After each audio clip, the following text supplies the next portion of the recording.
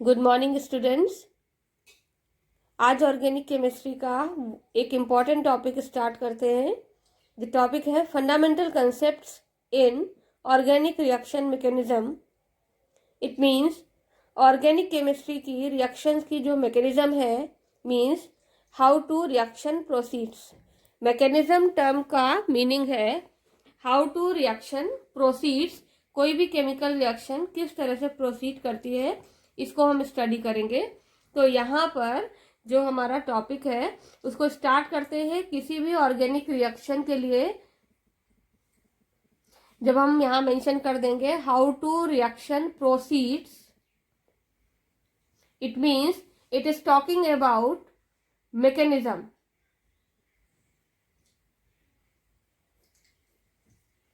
तो किसी भी ऑर्गेनिक रिएक्शन में हम लेते हैं रिएक्टेंट। रिएक्टेंट एक भी हो सकता है, तो हमने यहाँ पर इसको मार्क कर लिया 1, रिएक्टेंट 1, और दूसरा हमने लिया है रिएक्टेंट 2। रिएक्टेंट 1 वो सब्सटेंस होगा जो किसी ऑर्गेनिक रिएक्शन के लिए बहुत इंपॉर्टेंट होगा और इसके लिए रिएक्शन पॉसिबल नहीं है, इसके बिना रिएक्शन पॉसिबल नहीं है। और ये क्या होगा? ये ऑर्गेनिक मॉलिक्यूल्स हो सकते हैं और इन्हीं ऑर्गेनिक मॉलिक्यूल्स को हम कहते हैं सबस्ट्रेट। ये जो टर्म सबस्ट्रेट यूज किया गया है, that is only for the organic molecules participating in the organic chemical reaction. इस ऑर्गेनिक मॉलिक्यूल में होने वाले चेंजेस के लिए रिस्पॉन्सिबल होगा दूसरा रिएक्टेंट, जिसको हम कहेंगे अटैकिंग रिएजेंट। अटैकिंग रिएजेंट वो सब्सटेंस होगा जो ऑर्गेनिक मॉलिक्यूल पर अटैक करेगा, मींस सबस्ट्रेट पर अटैक करेगा, और इससे हमें मिलेंगे इंटरमीडिएट्स। इंटरमीडिएट एक unstable, highly unstable, it is highly unstable stage होती है किसी भी रिएक्शन की मैकेनिज्म के दौरान।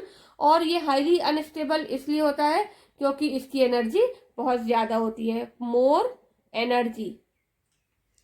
Energy of intermediate and it is responsible for the formation of product.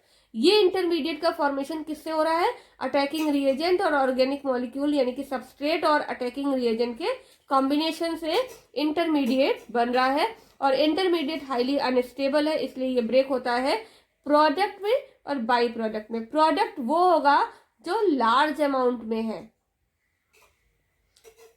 और बाई प्रोडक्ट वो होगा, किसी भी केमिकल रिएक्शन में बनने वाला बाई प्रोडक्ट वो सब्सटेंस होता है जो लेस अमाउंट में बनता है। मींस लार्ज अमाउंट में जो बनेगा, ये आपको याद रखने का मेथड है, लार्ज अमाउंट में प्रोडक्ट और लेस अमाउंट में बाई प्रोडक्ट्स बनेंगे।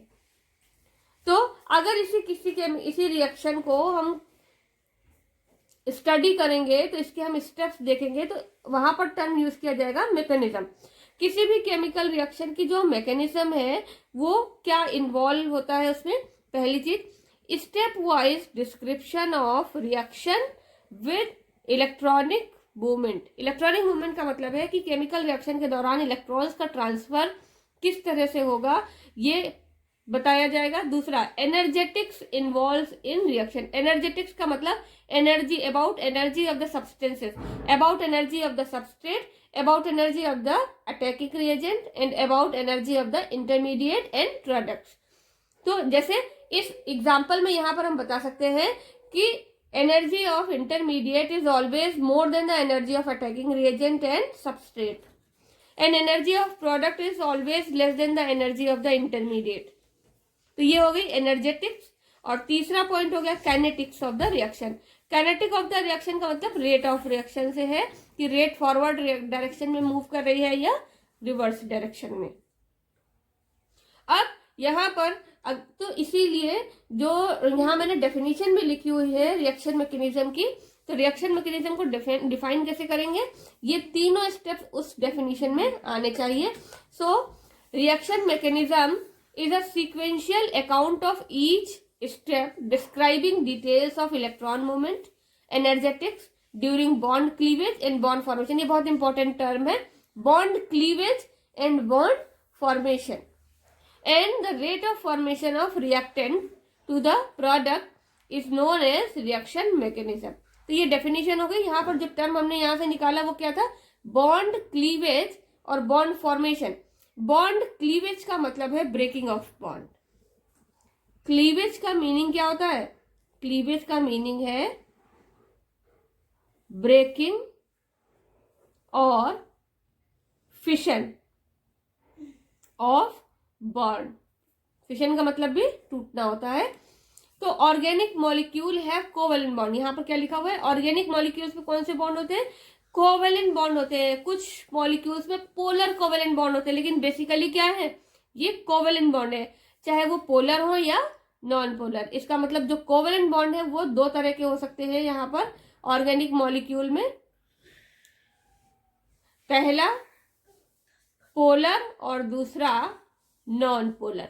ये दोनों तरह के मॉलिक्यूल कोवेलेंट बॉन्ड हो सकते हैं ऑर्गेनिक मॉलिक्यूल में, और इन्हीं ऑर्गेनिक मॉलिक्यूल के कोवेलेंट बॉन्ड्स की क्लीवेज होती है ओल्ड बॉन्ड्स की। मींस जो सबस्ट्रेट में प्रेजेंट ओल्ड बॉन्ड है वो टूटेंगे और प्रोडक्ट में जो नए बॉन्ड है वो बनेंगे, जिससे प्रोडक्ट का फॉर्मेशन होगा। अब यहाँ बात करते हैं ब्रेकिंग या फिशन ऑफ कोवेलेंट बॉन्ड। तो कोवेलेंट बॉन्ड की जो ब्रेकिंग है, जो क्लीवेज है, वो दो तरह का होता है। पहला है होमोलिसिस और दूसरा है हेट्रोलिसिस। इसको एक एक करके हम एक्सप्लेन करेंगे और जिससे आप लोग इसको समझेंगे। ये बहुत इंपॉर्टेंट टॉपिक है। होमोलिसिस का मतलब homolytic cleavage of covalent bond, heterolysis का मतलब है heterolytic cleavage of covalent bond. फिर अब यहाँ पर हम लेते हैं heterolytic cleavage of covalent bond. हमने पहले लिया है heterolytic cleavage of covalent bond. सबसे पहली चीज, हेट्रोलिटिक क्लीवेज के लिए हम क्या क्या चीजें आप जानते हैं? Heterolytic cleavage of bond, it is related with the, पहली चीज, it is related with the polar covalent bond. Second thing, hetero का मतलब है डिसिमिलर क्लीवेज, डिसिमिलर क्लीवेज। और तीसरी चीज क्या हो जाएगी? डिसिमिलर प्रोडक्ट्स, डिसिमिलर प्रोडक्ट, यानी कि इस प्रोसेस के बाद जो प्रोडक्ट बनेंगे वो डिसिमिलर होंगे, एक दूसरे से रिलेटेड नहीं होंगे, एक दूसरे से अलग अलग होंगे। और हेट्रोलिटिक क्लीवेज से जो प्रोडक्ट्स बनते हैं, तो उन्हीं प्रोडक्ट्स को हम फिर से दो पार्ट्स में डिवाइड कर देंगे। एक तो होगा पॉजिटिवली चार्ज्ड और दूसरा होगा नेगेटिवली चार्ज्ड। दो पार्ट में बनेंगे, positively charge and negatively charge. तो यहाँ पर हम लोग बात करते हैं हेट्रोलिटिक क्लीवेज की। The cleavage of covalent bond in organic molecule take place in such a manner that the shared pair of electrons remains with one of the participating part or atom। इसका मतलब हेट्रोलिसिस के दौरान bond का cleavage इस तरह से होगा कि कोवेलेंट बॉन्ड बनाने वाले दोनों इलेक्ट्रॉन किसी एक पार्टिसिपेटिंग एटम की तरफ शिफ्ट हो जाएंगे। तो यहाँ पर हमने एग्जाम्पल लिया है एक cleavage of CBr bond in CH3Br, bromomethane. CH3Br is bromomethane, it is bromomethane. Bromomethane में कार्बन और ब्रोमीन के बीच का जो बॉन्ड है वो किस तरह से ब्रेक होगा? तो आपको मालूम है CH3Br में कार्बन अपना एक इलेक्ट्रॉन और ब्रोमीन अपना एक इलेक्ट्रॉन लेकर के शेयर करते हैं और कोवेलेंट बॉन्ड बनता है, लेकिन this Br it is more electronegative, ये मोर इलेक्ट्रोनेगेटिव है। सो इसकी इलेक्ट्रोनेगेटिविटी ज्यादा है, ये शेयर्ड इलेक्ट्रॉन को अपनी तरफ अट्रैक्ट कर लेता है। शेयर्ड इलेक्ट्रॉन दो हैं, एक कार्बन का है और एक ब्रोमीन का है। दोनों ही इलेक्ट्रॉन्स, ये दोनों इलेक्ट्रॉन किसकी तरफ अट्रैक्ट होते हैं? Br की तरफ अट्रैक्ट होते हैं, जिसकी वजह से Br पे क्या आ जाता है? नेगेटिव चार्ज, और कार्बन पे पॉजिटिव चार्ज। और वो कार्बन जिसपे पॉजिटिव चार्ज होता है इसको कहते हैं carbocation, means positively charged carbon is called carbocation. और यहां पर क्या है? CH3 और कार्बन पे पॉजिटिव चार्ज है, और CH3 क्या होता है? Methyl. So it will be methyl carbocation, ये कहलाएगा मिथाइल कार्बोकैटायन। इसी तरह से अगर हम लिखते हैं CH3CH2 और कार्बन पे पॉजिटिव चार्ज है, तो CH3CH2 रिप्रेजेंट कर रहा है इथाइल को, और इसका नाम हो जाता इथाइल कार्बोकैटायन। अब हम बात करते हैं, यहां पर हमने एक टर्म लिखा है, हेट्रोलिसिस के दौरान वन एटम है sextet of electrons and another atom with complete octet. इसका मीनिंग क्या है? तो देखिए,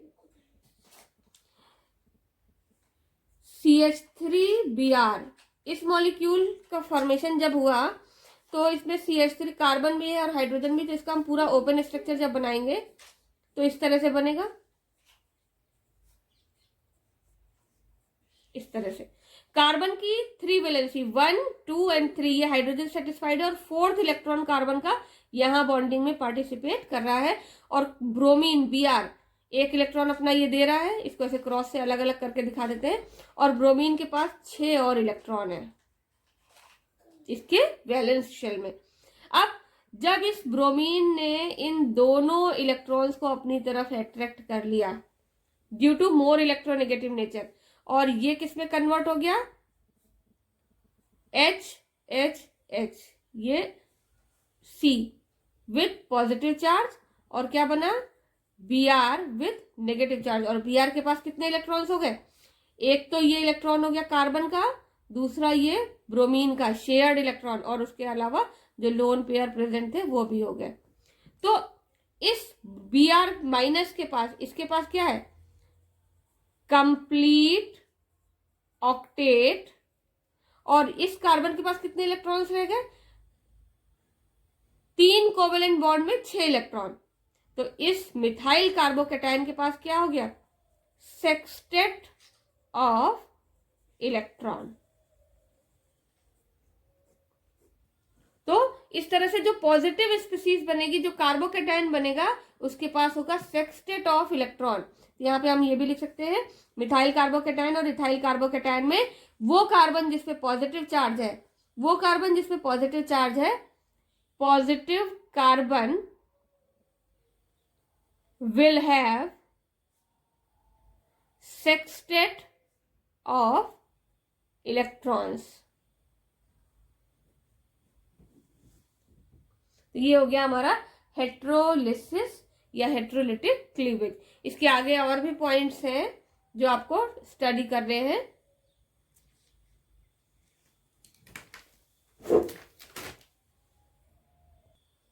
अब जो कार्बोकैटायन है, इसी का दूसरा नाम है कार्बोनियम आयन। पहले कार्बोकैटायन के लिए दूसरा टर्म यूज किया जाता था, कार्बोनियम आयन।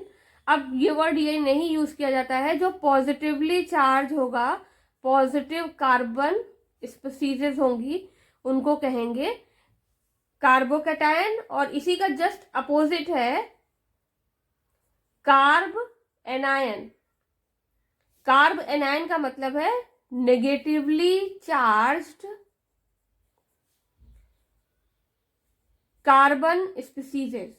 वो कार्बन की स्पीसीजेस जिनमें कार्बन के ऊपर नेगेटिव चार्ज आता है, वो कहलाती है कार्ब एनायन। अब यहां पर जो नेक्स्ट है हमारा, इसी में कंटिन्यूएशन में देखेंगे, मिथाइल कार्बोकैटायन और इथाइल कार्बोकैटायन के बाद कुछ कार्बोकैटायंस ऐसे होते हैं जिनमें प्राइमरी, सेकेंडरी और टर्सरी में क्लासिफाई कर देते हैं। तो जो हम यहाँ पर ऐसे क्लासिफाई करेंगे इसको, कार्बोकैटायन 3 टाइप्स के होंगे। पहला है प्राइमरी, फिर सेकेंडरी, और फिर है टर्शरी कार्बोकैटायन। 3 तरह के कार्बोकैटायन है। तो प्राइमरी कार्बोकैटायन का मतलब है positive carbon attached with 1 alkyl chain secondary carbocation में positive carbon attached with 2 alkyl chains, और टर्शरी कार्बोकैटायन का मतलब है पॉजिटिव कार्बन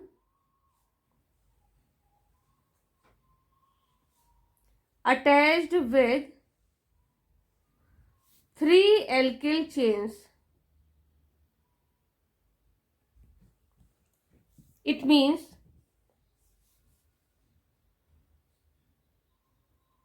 CH3 CH2 और CH2 वाले कार्बन पे पॉजिटिव चार्ज. दूसरा हमने बनाया 2 एल्किल चेन लगाएंगे यहाँ पर CH3 CH3 सिंगल बॉन्ड से कार्बन से जुड़ा है और इसके साथ जुड़ा हुआ है एक हाइड्रोजन, इस पे पॉजिटिव चार्ज. और तीसरा हो गया CH3 CH3 और CH3 इस तरह से, और इस पे हो गया positive charge. It is primary carbocation.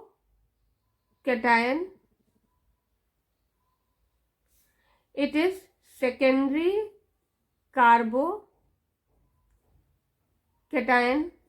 and it is tertiary carbocation.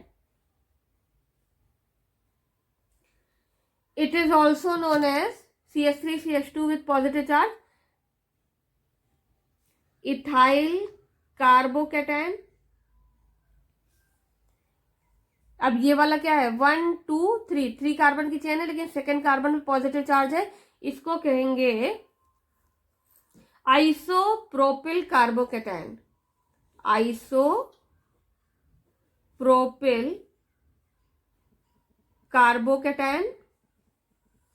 और 1 2 3 एंड 4 कार्बन की चेन है ये, और इसमें ये टर्शरी कार्बन है क्योंकि इस पे 3 एल्किल चेन जुड़ी हुई है. देखिए 1 2 एंड 3 एल्किल चेन जुड़ी हुई है, तो इसको कहेंगे टर्शरी ब्यूटिल. 4 कार्बन की चेन हो गई तो ब्यूटिल, 4 कार्बन प्रेजेंट है, टर्शरी ब्यूटिल कार्बोकैटायन. ये प्राइमरी सेकेंडरी और टर्शरी कार्बोकैटायन के एग्जाम्पल्स हैं. इनमें से अब हम बात करेंगे स्टेबिलिटी किसकी ज्यादा होगी. कार्बोकैटायंस जो होते हैं वो हाईली अनस्टेबल और रिएक्टिंग स्पीसीज होती है. दीज आर हाईली अनस्टेबल और हाईली अनस्टेबल का मतलब हाईली रिएक्टिव. जो अनस्टेबल होगा वही क्या होगा, रिएक्टिव होगा. रिएक्टिव स्पीसीजेज हैं. और साथ ही साथ इनकी खास बात क्या है कि जैसे जैसे ये प्राइमरी सेकेंडरी टर्शरी तीनों को जब हम कंपेयर करते हैं तो जो टर्शरी कार्बोकैटायन होते हैं ये सबसे ज्यादा स्टेबल होते हैं. It means on going left to right in this page, stability of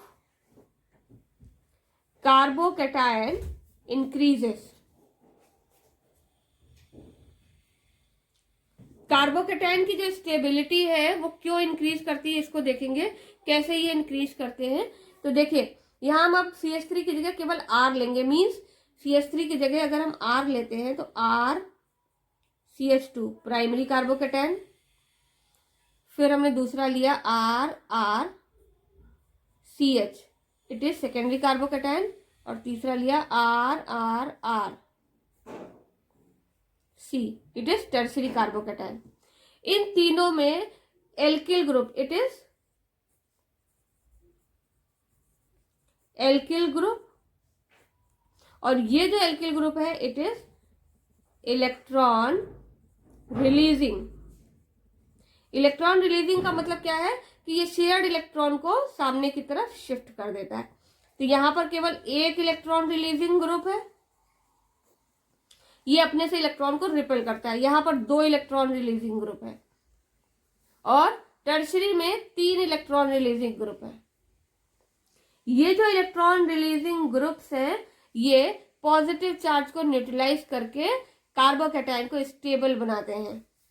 ये जो इलेक्ट्रॉन रिलीजिंग ग्रुप है क्या होता है, ये पॉजिटिव चार्ज को tends to balance positive charge of carbon. ये कार्बन के पॉजिटिव चार्ज को बैलेंस करने की टेंडेंसी रखता है, इसलिए इलेक्ट्रॉन रिलीजिंग नेचर की वजह से स्टेबिलिटी क्या हो जाती है, बढ़ जाती है। So stability increases.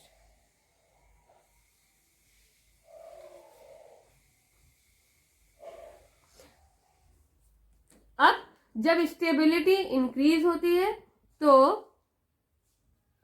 इसका मतलब किसी केमिकल रिएक्शन में अगर टर्शरी कार्बोकैटायन बन रहा है, that will be more stable then secondary and primary carbocation. अब यहां पर हम इस कार्बोकैटायन की ज्योमेट्री भी देखेंगे। तो ये जो कार्बोकैटायन है, इसका स्ट्रक्चर जब हम बनाते हैं तो सेंटर पे होगा कार्बन, और सेंटर पे कार्बन के साथ ही साथ एक यहां पर हाइड्रोजन लगा हुआ है। ये सॉलिड वेज है, it is representing towards observer bond, the bond which is towards observer. दूसरा dash wedge, that is representing bond away from the observer. और तीसरा on the plane of paper. ये 3 बॉन्ड हो गए, क्योंकि मिथाइल कार्बोकैटायन का ये स्ट्रक्चर है, it is the structure of methyl carbocation. तो मिथाइल कार्बोकैटायन किसका स्ट्रक्चर है ये, it is the structure of CH3 with positive charge. Methyl carbocation का ये हम स्ट्रक्चर बनाते हैं। तो 3 बॉन्ड हो गए, एक तो ये हाइड्रोजन, दूसरा ये हाइड्रोजन, और तीसरा ये। ट्राइगोनल प्लानर ज्योमेट्री बन रही है, और इस कार्बन के ऊपर क्या है, पॉजिटिव चार्ज है, और इसका एक p ऑर्बिटल वैकेंट होगा। क्यों वैकेंट होगा, क्योंकि इसकी चारों वैलेंसी फुलफिल्ड नहीं है। इसका मतलब ये जो कार्बन है, इस पे हाइब्रिडाइजेशन कैसा हो गया, sp2। This carbon is sp2 hybridized, जबकि मीथेन में sp3 हाइब्रिडाइजेशन होता है। ये हो गए वैकेंट p ऑर्बिटल, और इसकी ज्योमेट्री हो गई ट्राइगोनल प्लानर। तो इस तरह से आप कार्बोकैटायन को स्टडी कर सकते हैं।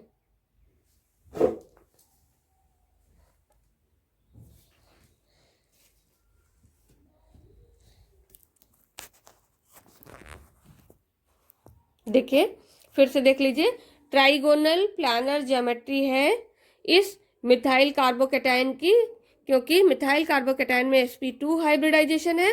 सॉलिड वेज उस बॉन्ड को रिप्रेजेंट कर रही है, that is towards observer. Dash wedge away from the observer. Vacant p orbital ये लोब से रिप्रेजेंट किए गए हैं, और एक बॉन्ड पेपर के प्लेन पर है, तो इसलिए ये ट्राइगोनल प्लानर ज्योमेट्री बनाती है। इसका मतलब मिथाइल कार्बोकैटायन में sp2 हाइब्रिडाइजेशन है, जबकि मेथेन में sp3 हाइब्रिडाइजेशन है। इसका मतलब जब किसी हाइड्रोकार्बन से कार्बोकैटायन बनेगा, या जब किसी कंपाउंड से कार्बोकैटायन का फॉर्मेशन होगा, तो हाइब्रिडाइजेशन चेंज होगा। हेटेरोलिटिक फिशन में कार्बोकैटायन फॉर्मेशन के बाद अब हम लोग देखेंगे कि कार्बो एनायन या कार्बेनायन का फॉर्मेशन हेटेरोलिटिक क्लीवेज में किस तरह से होता है। तो हमारा जो टॉपिक होगा वो है कार्ब एनायन फॉर्मेशन।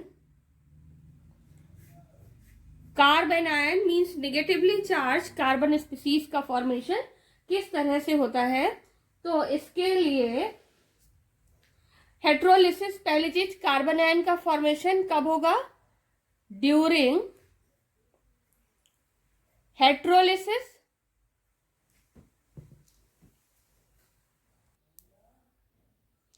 हेटेरोलिसिस में कार्बन आयन फॉर्मेशन के लिए बहुत जरूरी है कि जो कार्बन एटम है वो लेस इलेक्ट्रोनेगेटिव स्पीसीज से जुड़ा हो। तो यहां पर हमने कंसीडर किया लेस इलेक्ट्रो नेगेटिव